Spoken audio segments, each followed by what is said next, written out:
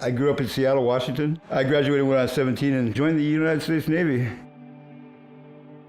I was stationed at Pearl Harbor for 2 years. That was cool. When I left the Navy, I had a friend, really good old friend of mine, and I called him up and he worked for Carnival. And that started a thing that lasted for almost 18 years. In 2017, I was up inspecting the top of this ride for the Wisconsin State Fair, and I had a harness and a lanyard.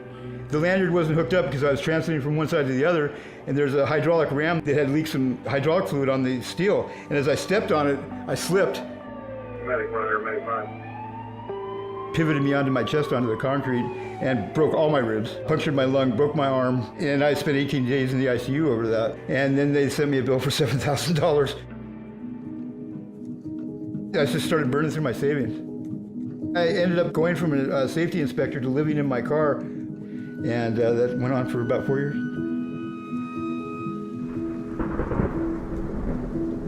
It's hard to avoid the things that can really get you down out there when you're living in your car.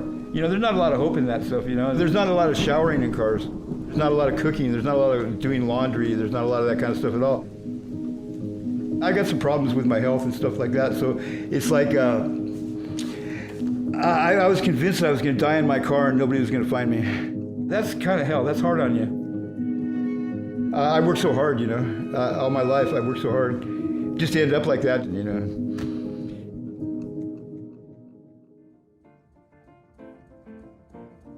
Council for the Homeless kind of gave me back my dignity. I first heard about Council for the Homeless because I found out that you could call up and get a motel voucher. Things started working out. I was ecstatic about that. I just thought that was the best thing in the world.